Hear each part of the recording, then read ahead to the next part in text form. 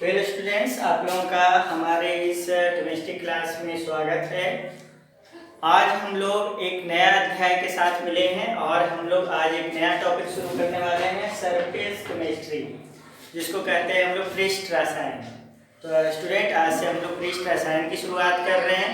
सबसे पहले हमें ये समझना होता है पृष्ठ रसायन में कि पृष्ठ रसायन किसे कहते हैं।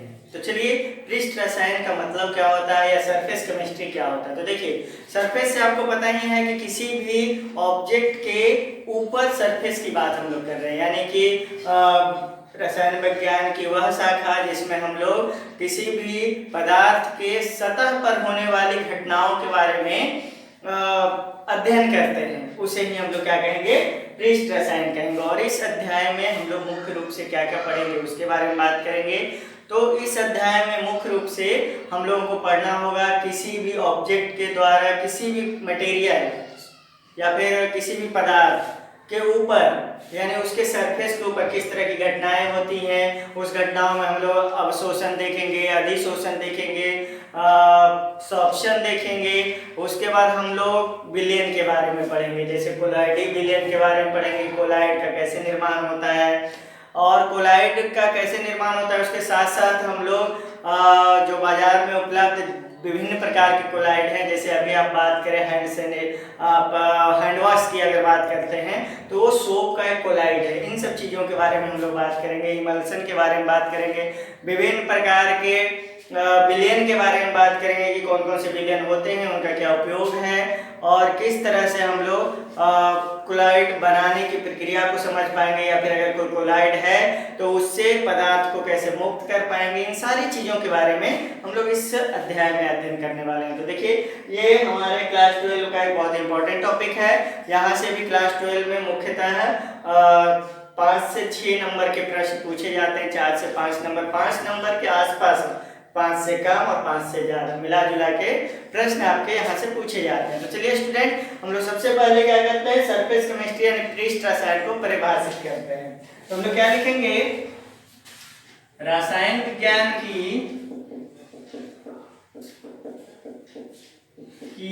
वह शाखा जिसमें, रसायन विज्ञान की वह शाखा जिसमें पदार्थ के सतह पर होने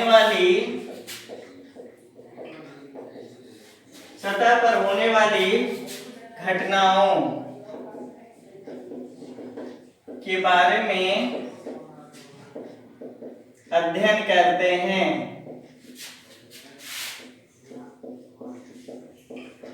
उसे पृष्ठ रसायन कहते हैं।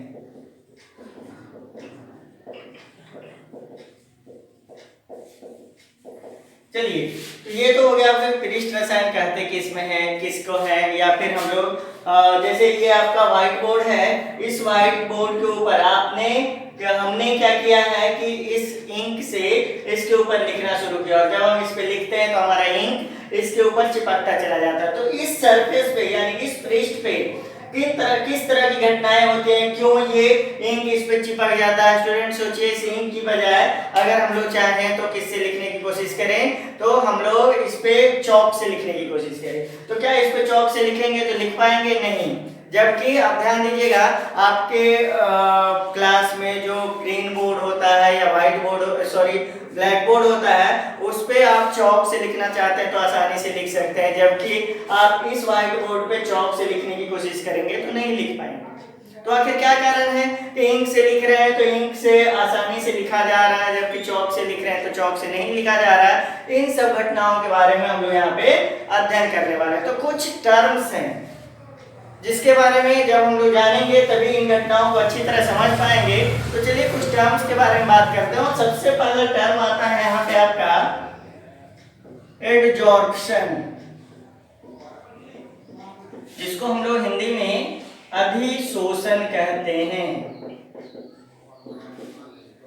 अधिशोषण या एडजॉर्प्शन। चलिए स्टूडेंट, इसको हम एक एग्जाम्पल के माध्यम से आपको समझाते हैं।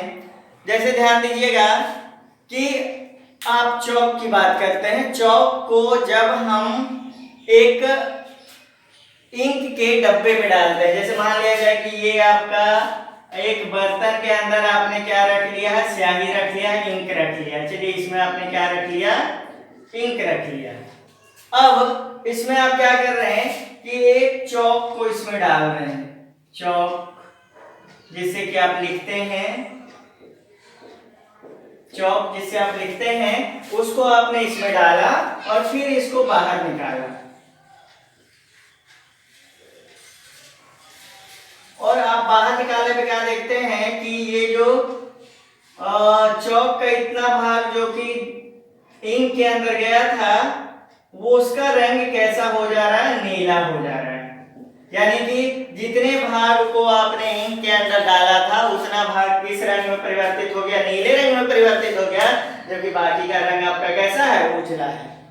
अब आप क्या करते हैं, इसको यहां से ब्रेक करते हैं, ठीक। और ब्रेक करने के बाद ये जानने की कोशिश करते हैं कि अंदर का रंग कैसा है। बाहर का रंग तो नीला हो गया, अब अंदर का रंग कैसा है, क्या अंदर भी नीला रंग उपस्थित है। तो बाद में जब आप यहाँ पे देखते हैं तो यहाँ पे क्या नजर आपको आता है कि अंदर का रंग कैसा है, उजला है, जो कि पहले से चौक का रंग कैसा था, उजला था।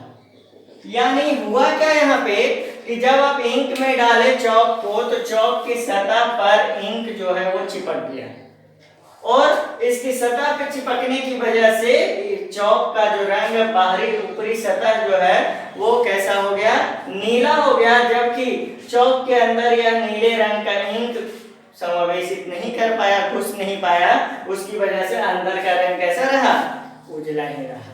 तो आप देखते होंगे बहुत सारे पदार्थों को जब आप जल के ये रंग के अंदर डालते होंगे तो रंगीन हो जाता है, परंतु अंदर का भाग उजला ही रह जाता है। तो कहने का मतलब ये हुआ कि अधिशोषण एक ऐसी घटना है जिसमें कि अधिशोषित पदार्थ, यानी कि आप चाहें तो इसको कह सकते हैं किसको, इंक को अधिशोषित पदार्थ जो चिपक जाता है उसे अधिशोषित पदार्थ कहते हैं, यानी एडजॉर्बेट कहते हैं। और जो जिस पदार्थ के ऊपर अधिशोषित पदार्थ चिपकता है उसे अधिशोषक कहते हैं, यानी एडजॉर्बेट कहते हैं। तो एडजॉर्बेंट और एडजॉर्बेट, अधिशोषित पदार्थ और अधिशोषक, इन दोनों के बारे में भी हम लोग डिटेल्स में अध्ययन करेंगे। तो फिलहाल हम लोग ये कहते हैं, या फिर सामान्य भाषा में बात करें तो अगर इंक की बात करें तो इंक जो है वो चौक की सतह पर जाकर चिपक गया, तो वैसी घटना जिसमें यह कि कोई भी पदार्थ किसी दूसरे पदार्थ के सतह पर ही जाकर सिर्फ चिपकता है, उस तरह की घटना को हम लोग क्या कहेंगे, अधिशोषण कहेंगे। तो हम लोग इसमें लिखेंगे वैसी घटना जिसमें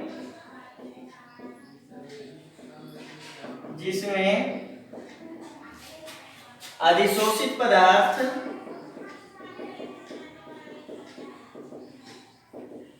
इसको कहते हैं एडजॉर्बेट, अधिशोषक के सतह पर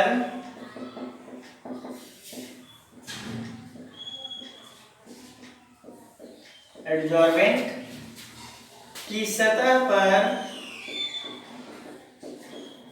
चिपक जाता है, परंतु वह अधिशोषक पदार्थ के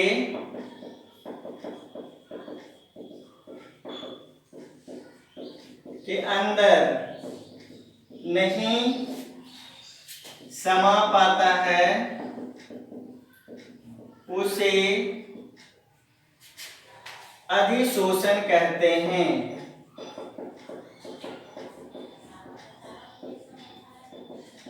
तो क्या हो गया स्टूडेंट कि वैसी घटना जिसमें कि अधिशोषित पदार्थ, यानी कि आप ऐसा बात मान के चलें कि सरफेस फेनोमेना है, यानी पृष्ठ के ऊपर होने वाली यह घटना है, यानी कि सतह पे मान लीजिए ये सतह है, सतह पे जाके चिपक गया, इस चिपकने की घटना को क्या कहेंगे, एडजॉर्प्शन कहेंगे या अधिशोषण कहेंगे। तो ये तो अधिशोषण वाली बात हो गई। अब इसके आगे जैसे हम उदाहरण में आप लिख सकते हैं, उदाहरण में इंक का चौक की सतह पर चिपकना, क्या कहलाएगा, अधिशोषक कहलाएगा। या फिर एक साधारण सी बात समझिए कि मान लिया जाए आपके घरों में आप सब्जी बना रहे हैं और सब्जी बनाने के क्रम में हुआ क्या कि सब्जी में नमक ज़्यादा पड़ गया।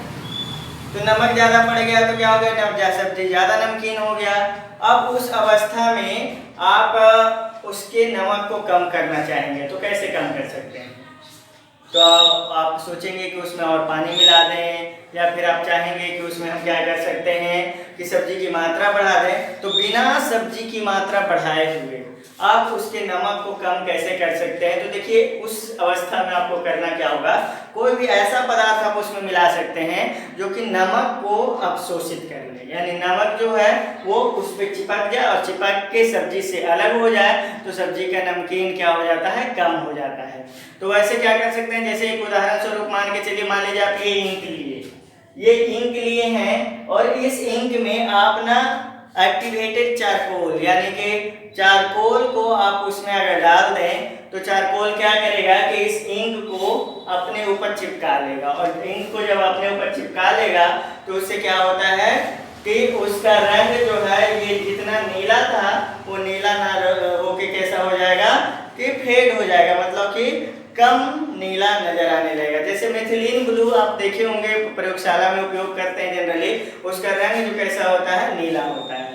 उसके रंग को कम करने के लिए उसमें अगर हम लोग चारकोल डाल देते हैं तो चारकोल डालने पर होता क्या है कि चारकोल नीले रंग को अवशोषित कर लेता है, अधिशोषित कर लेता है, यानी चारकोल के ऊपर नीला रंग जाकर चिपक जाता है, जिससे कि विलयन में नीले रंग की मात्रा कम हो जाती है। और विलयन में जब नीले रंग की मात्रा कम हो जाती है तो विलयन का रंग कैसा हो जाता है, हल्का हो जाता है। तो ये एक उदाहरण हो सकता है। तो अगला उदाहरण में आप क्या लिख सकते हैं कि मिथिलीन ब्लू में एक्टिवेटेड चारकोल को डालने पर उसका रंग हल्का हो जाता है। ये भी एक उदाहरण है कि आप मिथिलीन ब्लू में जब चारकोल को डालेंगे, एक्टिवेटेड चारकोल को, सक्रिय चारकोल को, तो वो क्या करेगा कि अधिशोषित करेगा मिथिलीन ब्लू के नीले रंग को, और वो क्या हो जाएगा, रंग उसका हल्का हो जाएगा। तो ये तो बातें हम लोग ने एब्जॉर्प्शन की कर ली। चलिए स्टूडेंट, अब बातें हम लोग करते हैं एब्जॉर्प्शन, और इसको कहते हैं अवशोषण, अधिशोषण और अवशोषण।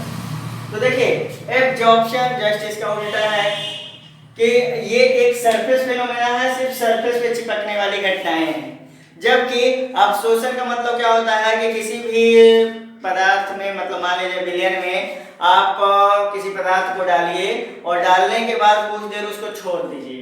जैसे इसी का उदाहरण लेते हैं कि आपने क्या किया है कि यहाँ पर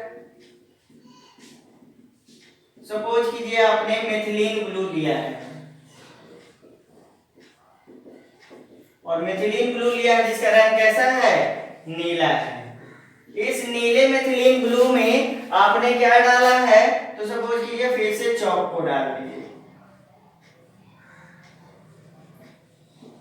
चॉक को डाल दीजिए, और चॉक को डालने के बाद ना इसको छोड़ दीजिए कितने देर तक, मान लीजिए कि 4-5 घंटों तक इसको इसी में रहने दीजिए। और इसके बाद इसको यहाँ पे लिखेंगे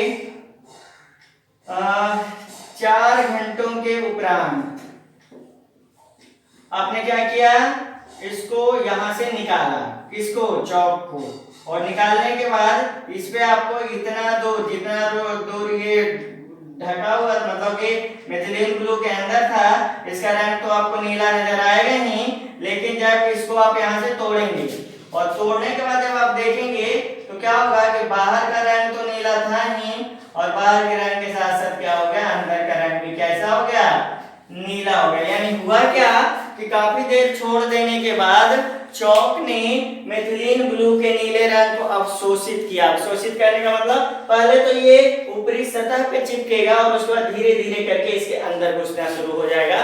तो ये जो अंदर घुसने की प्रक्रिया है, मतलब ऐसा प्रक्रिया जिसमें कि अधिशोषित पदार्थ अधिशोषक के अंदर घुस जाता है, यानी एडजॉर्बेंट जो है वो एडजॉर्बेंट के अंदर घुस जाता है, और घुसने की वजह से क्या हो जाता है कि वो अंदर का रंग भी बदल देता है। इस तरह की घटना को हम लोग अवशोषण कहेंगे। तो अवशोषण एक ऐसी घटना है जिसमें कि एक पदार्थ के अंदर दूसरे पदार्थ समायोजित हो जाते हैं। इस प्रक्रिया को हम लोग क्या कहेंगे, अवशोषण कहेंगे। तो चलिए इसको हम लोग लिखते हैं कि वैसी घटना जिसमें अधिशोषित पदार्थ या अवशोषित पदार्थ, लिखिए अधिशोषित की जगह पे अवशोषित पदार्थ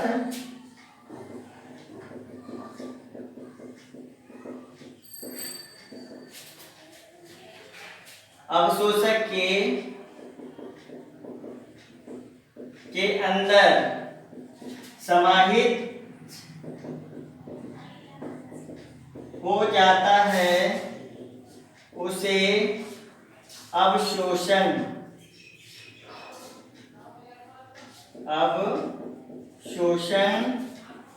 कहते हैं। उसे क्या कहते हैं स्टूडेंट, अवशोषण कहते हैं। उदाहरण में आप लिख सकते हैं इंक का, या फिर मेथिलीन ब्लू। इंक की जगह पे आप लिख दीजिए मेथिलीन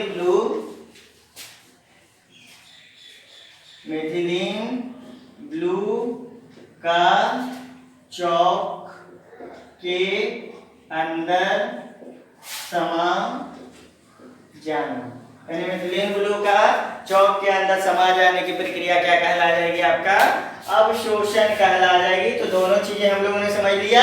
अधिशोषण क्या है, अवशोषण क्या है, यानी कि एडजॉर्प्शन क्या है और एब्जॉर्प्शन क्या है। एडजॉर्प्शन सिर्फ सतह पे चिपकेगा, उस घटना को एडजॉर्प्शन कहेंगे। और एब्जॉर्प्शन किसे कहेंगे, यानी अवशोषण किसे कहेंगे, तो सतह के अंदर घुस जाना, यानी किसी भी पदार्थ के अंदर समाहित हो जाने के प्रक्रिया को हम लोग क्या कहेंगे, अवशोषण कहेंगे, यानी कि एब्जॉर्प्शन कहेंगे। तो चलिए ये आपका एडजॉर्प्शन और एब्जॉर्प्शन। अब इसके आगे की घटना की बात करेंगे, तब तक आप लोग इसको नोट डाउन करेंगे।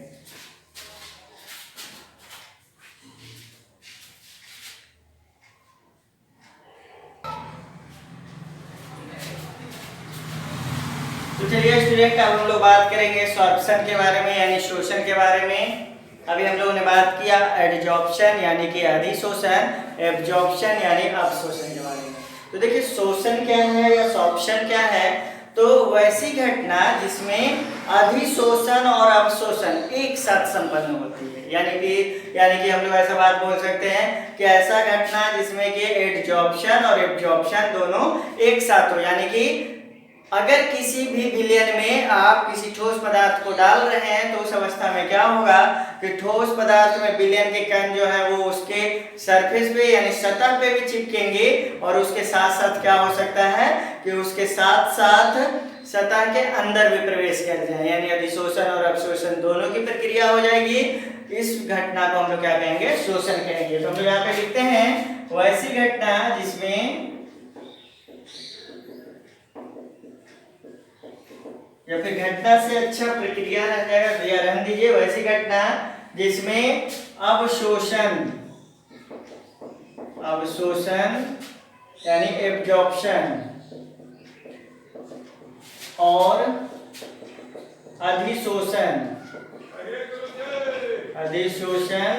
यानी कि इसको कहेंगे एडजॉर्प्शन की प्रक्रिया एक साथ संपन्न होती है, उसे शोषण कहते हैं। तो स्टूडेंट ध्यान रखिएगा, शोषण यानी कि सॉर्प्शन का मतलब हो गया कि वैसी घटना जिसमें कि पदार्थ के सतह पर और सतह के अंदर दोनों प्रक्रिया एक साथ अगर चले तो वही प्रक्रिया क्या कहलाएगी, आपकी शोषण कहलाएगी। उदाहरण जो अभी हम लोग देते आए हैं, इसमें लिखेंगे मेथिलीन ब्लू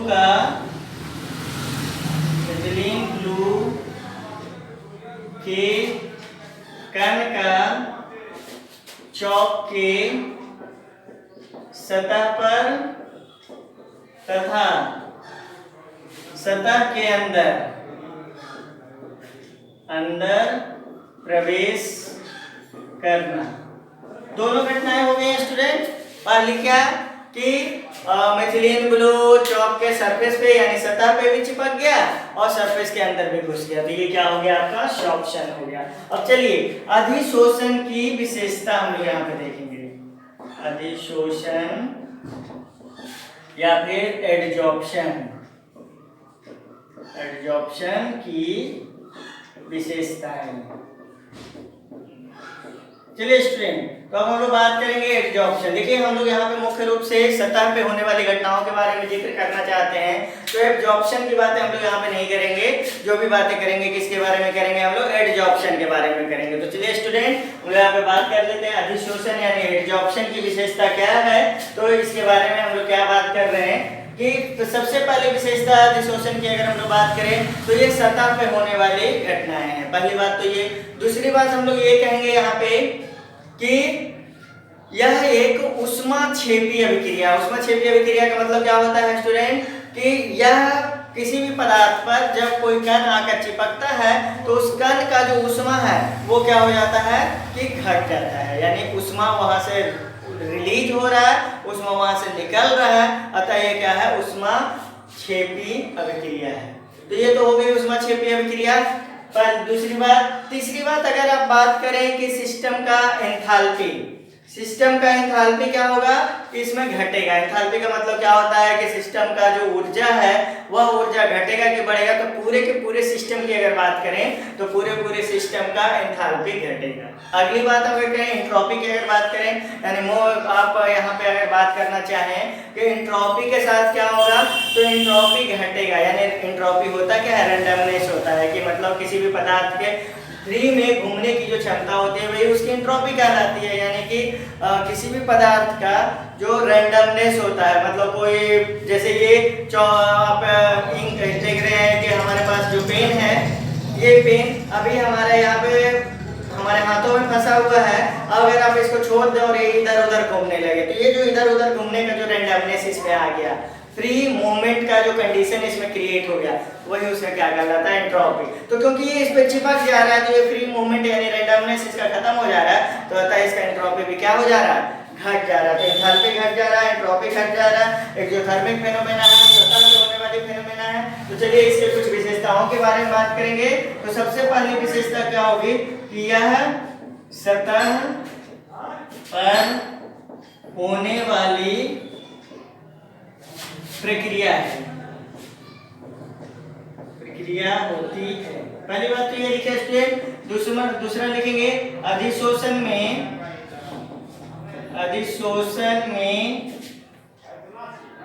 या फिर अधिशोषण में की जगह पे आप लोग क्या लिख सकते हैं, अधिशोषण एक ऊष्माक्षेपी प्रक्रिया होती है। तो अधिशोषण कैसे प्रक्रिया होती है स्टूडेंट, अधिशोषण एक ऊष्माक्षेपी प्रक्रिया होती है। आगे बात करें, इसमें सिस्टम का एंथैल्पी घटता है। चलिए आगे बात क्या हम लोग करेंगे स्टूडेंट कि इसमें सिस्टम का एंथैल्पी क्या होता है, घटता है। उसके बारे में बात करें, इसमें अधिशोषित पदार्थ, इसमें बात हम लोग क्या कर रहे हैं स्टूडेंट कि इसमें अधिशोषित पदार्थ की एंट्रोपी क्या हो जाती है, घटती है। तो हो गया स्टूडेंट कि इसमें पदार्थ जो चिपकेगा उसका रैंडमनेस घटेगा, एंट्रोपी घटेगा, सिस्टम का एंथैल्पी घटेगा। ये एक ऊष्माक्षेपी प्रक्रिया और ये सतह पे संपन्न होने वाली प्रक्रिया है। तो ये तो हो गया अधिशोषण की विशेषता। अब हम लोग यहाँ पे अधिशोषण के प्रकार की बात करेंगे कि अधिशोषण संपन्न होने पे किस तरह के अधिशोषण के प्रकार होते हैं। तो देखिए, एक होता है पॉजिटिव एडजॉर्प्शन जिसको कहते हैं धनात्मक अधिशोषण, और दूसरा होता है नेगेटिव एब्जॉर्प्शन जिसे कहते हैं ऋणात्मक अधिशोषण। तो हम लोग यहाँ पे लिख रहे हैं एडजॉर्प्शन हो गया, और यहाँ अधिशोषण लिख दीजिए, एब्जॉर्प्शन या अधिशोषण। और इसको दो भागों में बांट देते हैं। कौन कौन सा, एक भाग यहाँ पे लिख देंगे पॉजिटिव एडजॉर्प्शन। पॉजिटिव एडजॉर्प्शन हो गया, यानी इसको आप लिख सकते हैं, तो क्या लिखें, धनात्मक अधिशोषण। चलिए पहली बात कर लिया हम लोग धनात्मक अधिशोषण के बारे में। आगे लिख लें तो दूसरा होता है नेगेटिव एडजॉर्प्शन। नेगेटिव एडजॉर्प्शन, और नेगेटिव एडजॉर्प्शन का मतलब क्या हो जाएगा, ऋणात्मक अधिशोषण। तो चलिए स्टूडेंट, दोनों के बारे में हम लोग जिक्र कर ले। धनात्मक अधिशोषण क्या होगा, ऋणात्मक अधिशोषण क्या होगा, तो आप यहाँ पे समझिए। धनात्मक अधिशोषण हम आपको यहाँ पे बनाते हैं। जैसे देखिए, मान लीजिए आपका 1 बिलियन है, ठीक है। इस बिलियन में आप क्या कर रहे हैं कि जैसे मान लीजिए कि कोई एक पदार्थ डाल रहे हैं। सपोज कीजिए कि ये एक पदार्थ डाला गया, और इस पदार्थ में मतलब इस पदार्थ को बिलियन में जब डालते हैं तो क्या होता है, हम स्टूडेंट देखते हैं कि इसके ऊपर बिलियन के कण जो है वो क्या होते हैं, चिपकने लगते हैं। अब जब बिलियन के कण चिपकने लगते हैं तो दो अवस्थाएं होंगी। बिलियन का कण इस पदार्थ के ऊपर चिपकने के कारण हो सकता है कि बिलियन में कण की कमी हो जाए, हो सकता है कि चिपकने वाले कण जो हैं उसकी मात्रा बिलियन में उपस्थित कण की मात्रा से क्या हो जाए, कम हो जाए। दोनों कंडीशन क्रिएट हो सकता है। इसमें अगर हम धनात्मक अधिशोषण की बात करें तो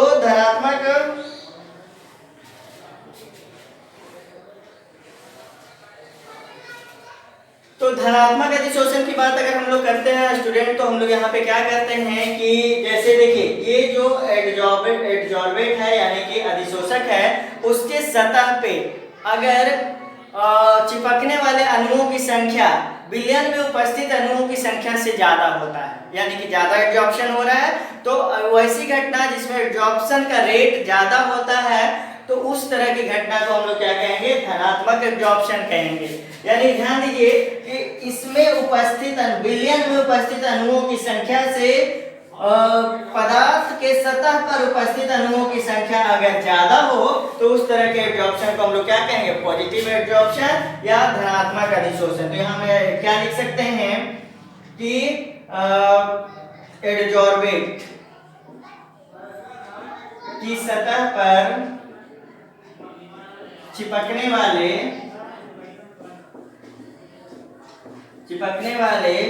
अणुओं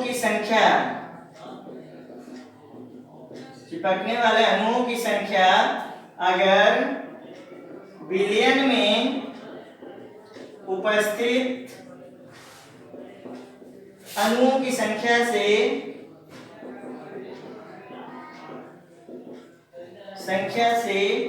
ज्यादा होती है तो उसे धनात्मक अधिशोषण कहते हैं।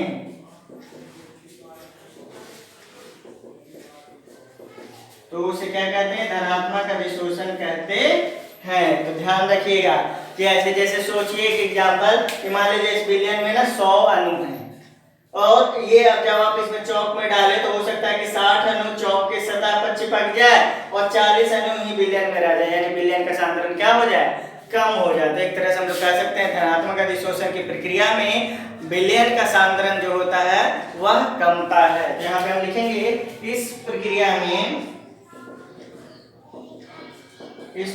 में बिलियन का सांद्रण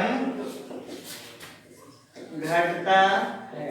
तो ध्यान रखना है कि धनात्मक अधिशोषण वैसे अधिशोषण को कहेंगे जिसमें कि बिलियन का सांद्रण क्या होगा, कमेगा, और ऋणात्मक अधिशोषण किसको कहेंगे उसके बारे में बात करें तो जैसे देखिए मान लीजिए यहाँ पे आपने क्या किया कि उसी तरह का बिलियन लिया और इसमें चौक को डाला, और चौक पे क्या होगा कि इसका अधिशोषण होगा, यानी कि ये इसके सरफेस पे चिपकेगा।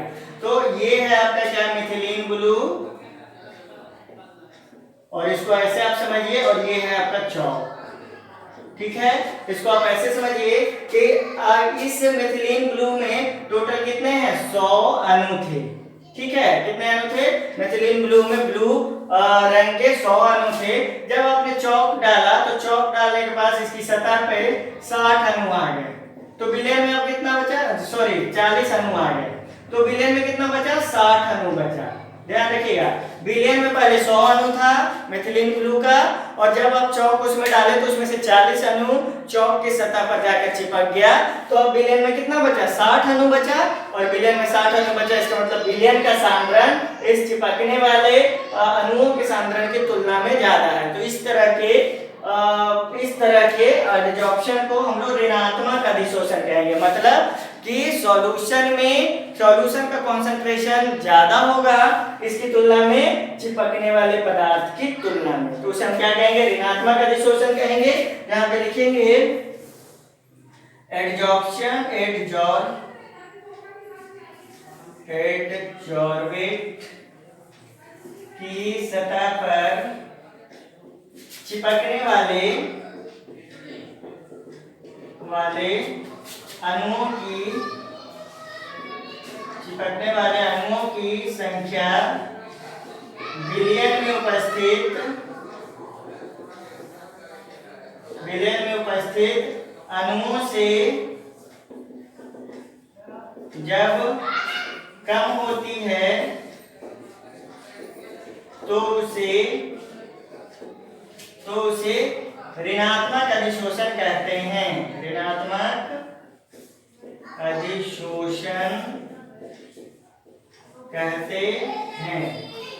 ठीक है, और एक बात और लिख सकते हैं, इस प्रक्रिया में विलयन का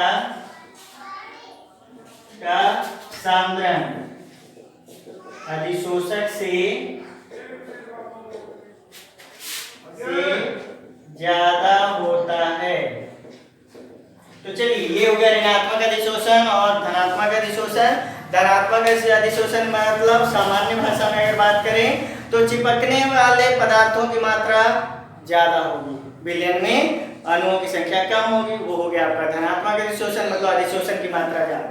और ऋणात्मक अधिशोषण जिसमें अधिशोषण की मात्रा कम हो, विलयन में उपस्थित अणुओं की मात्रा ज्यादा हो, यानी विलयन का सांद्रण ज्यादा हो, और चिपकने वाले पदार्थ की मात्रा कम हो, तो उस तरह के अधिशोषण को हम लोग क्या कहेंगे, ऋणात्मक अधिशोषण यानी नेगेटिव एडजॉर्प्शन।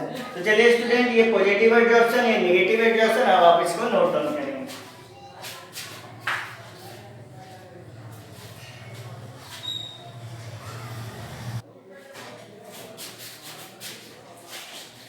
तो चलिए स्टूडेंट, ये तो नेगेटिव एडजॉर्प्शन और पॉजिटिव एडजॉर्प्शन की बातें हो गई। अब हम लोग बात करने वाले हैं चिपकने वाले पदार्थ के बंधन के आधार पे, कि मतलब चिपकने वाला पदार्थ किस आधार पे चिपकता है, किस आधार पे एडजॉर्प्शन होता है, उस आधार पे हम लोग एडजॉर्प्शन को दो भागों में बांटते हैं। एक होता है फिजिकल एडजॉर्प्शन और दूसरा होता है केमिकल एडजॉर्प्शन। तो यहाँ पे हम लोग लिखेंगे एडजॉर्प्शन, और एडजॉर्प्शन के बारे में क्या लिखेंगे यहाँ पे, कि बंधन के आधार पर चलिए बंधन के आधार पर एडजॉर्प्शन को दो भाग में बांट दीजिए। कौन सा, पहला हो जाएगा फिजिकल एडजॉर्प्शन,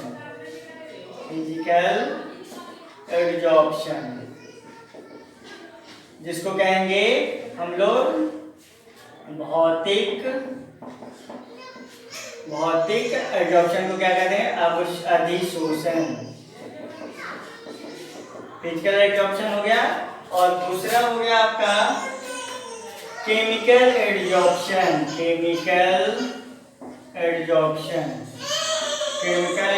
को हम लोग क्या कहेंगे, रासायनिक अधिशोषण।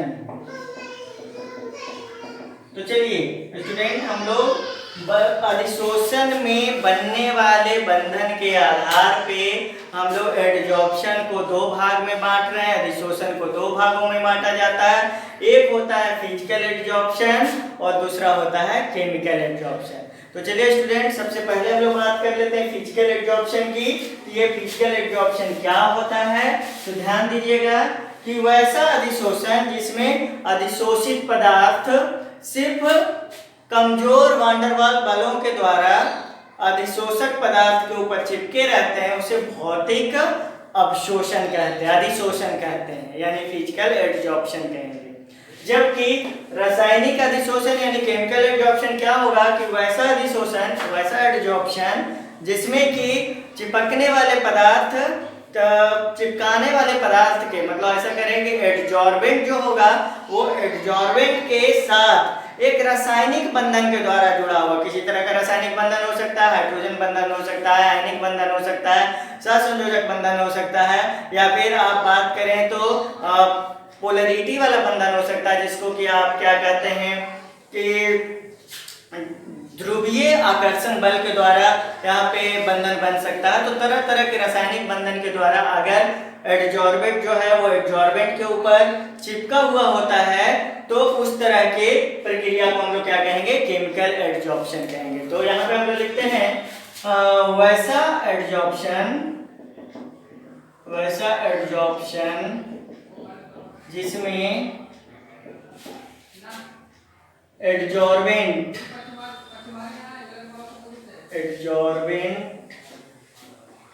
की सतह से एडजॉर्बेट मॉलिक्यूल अणु कमजोर वांडरवाल बलों द्वारा जुड़े होते हैं उन्हें भौतिक अधिशोषण कहते हैं। उन्हें क्या कहते हैं, भौतिक अधिशोषण कहते हैं। कमजोर वांडरवाल बल द्वारा चिपका हुआ रहेगा जो आसानी से हट सकता है, इस तरह की प्रक्रिया को हम लोग क्या कहेंगे, भौतिक अधिशोषण कहेंगे। जैसे उदाहरण स्वरूप चौक के ऊपर इंक का चिपकना, ये क्या कहलाएगा, आपका भौतिक अधिशोषण कहलाएगा। तो चलिए, ये तो भौतिक अधिशोषण की बात हो गई, हम लोग इसको परिभाषित कर लेते हैं, उसके बाद फिर और इसके बारे में डिटेल्स में हम लोग बात करेंगे। फिलहाल ये हो गया केमिकल अधिशोषण मतलब केमिकल एडजॉर्प्शन, मतलब इसमें लिखेंगे वैसा एडजॉर्प्शन जिसमें